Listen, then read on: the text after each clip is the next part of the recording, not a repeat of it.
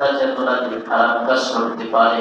মানুষ বসে থেকে সারাদিন এমন কাজ করতে পারে যে মানুষটা নড়াচড়া করতে পারে না, হাত নাই পা নাই, এবং মানুষ বসে বসে যদি শুধু কথা বলতে পারে, শুধু এই জবান দিয়ে কথা বলতে পারে, এই জবান দিয়ে কথা বলে এমন কাজ করতে পারে যে কাজগুলো ভালো মানুষ করা সম্ভব হবে না, এমন কাজ লাগাইতে পারে একটা কথার দ্বারা সারা গ্রামের মধ্যে সারা মহল্লার মধ্যে ব্যস্ত হয়ে যাবে। আছে না নাই? কোনো কাজ করতে পারে না, কিন্তু জবান দিয়ে আবার একটা কথা বলে দেবে। একজনের কাছে বললে আরেকজনের কাছে বলবে, সে আরেকজনের কাছে বলবে, এই কথাটা নিয়ে সারা এলাকা ছড়াছড়ি হয়ে যাবে। এমন একটা কথা কে বললো বুঝতে না, বুঝতে দিয়ে শুরু হয়ে গেল নাড়াচাড়া। দেখা যায় এমন একটা কথা বলে দিল, এই কথার দ্বারা মানুষের অনেক ক্ষতি হয়ে গেছে। এমন একটা কথা বলে দিল, এই কথার দ্বারা মানুষের ইমান ক্ষুণ্ণ হয়ে গেছে। এমন একটা কথা বলে দিল, এই কথা দিয়ে অনেক মানুষ মৃত্যুতি হয়ে গেছে। আছে না নাই? আবার এই জবান দ্বারা এমন একটা সুন্দর কথা বলে দেওয়া যায়, যেই কথার কারণে অনেক মানুষ বিপদ থেকে মুক্তি পায়। এই জবান দ্বারা এমন একটা কথা বলে দেওয়া যায়, যেই কথার দ্বারা মানুষ পাপ থেকে মুক্তি পায়। এবং এই জবান দ্বারা এমন একটা কথা বলে দেওয়া যায়, যেই কথার দ্বারা মানুষ জাহান্নামের পথ থেকে জান্নাতের পথে চলে আসে। এই জবান দ্বারা এমন একটা কথা বলে দেওয়া যায়, যে কথার দ্বারা মানুষ অন্ধকার জগৎ থেকে আল্লাহ পাকের রহমতের ছায়া করে চলে আসে। এই জন্য আল্লাহ রাব্বুল আলামিন বলেন, মুসা রে, আমি যা জানি তুমি তা জানো না। আমি অনেক মানুষকে পৃথিবীর মধ্যে পাঠাইছি, অনেক অসংখ্য অগণিত মানুষ আমি পৃথিবীর মধ্যে পাঠাইছি। সকলকে আমি চিন্তা দিয়েছি, চেতনা দিয়েছি, বিবেক দিয়েছি, বুদ্ধি দিয়েছি, সকলকে আমি স্বাধীনতা দিয়ে পাঠাইছি।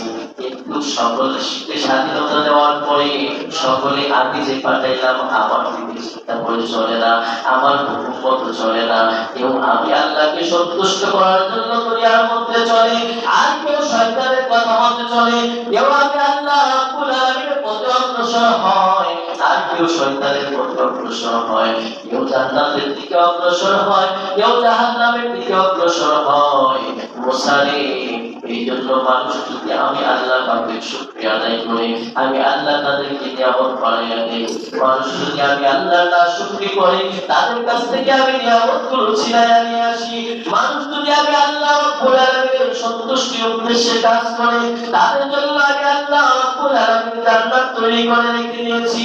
আর ওই মানুষগুলো যদি আমি আল্লাহ নাশুকরি করে, নাফরমানি করে, আমি আল্লাহর সাথে কুফরি করে, তাদের জন্য আমি জাহান্নাম রেখে দিয়েছি।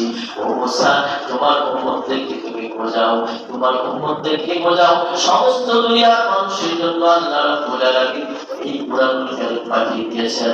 আখিরি জামানার পয়গম্বরকে পাঠিয়েছেন।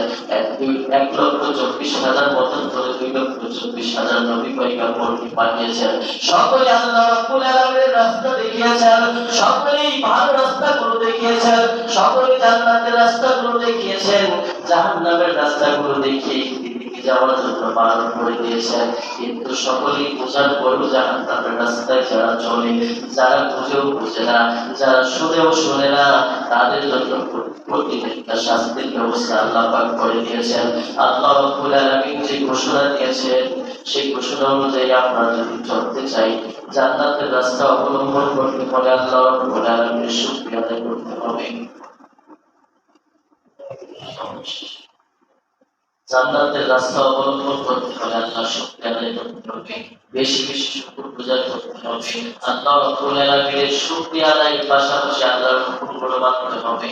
আল্লাহ রাব্বুল আলামিন আমাদের প্রত্যেককে সঠিক বুঝ, সঠিক সহজ দান করুন, এবং আল্লাহ পাকের হুকুমগুলো সঠিকভাবে আদায় করার তৌফিক দান করুন। সকলে আল্লাহ পাক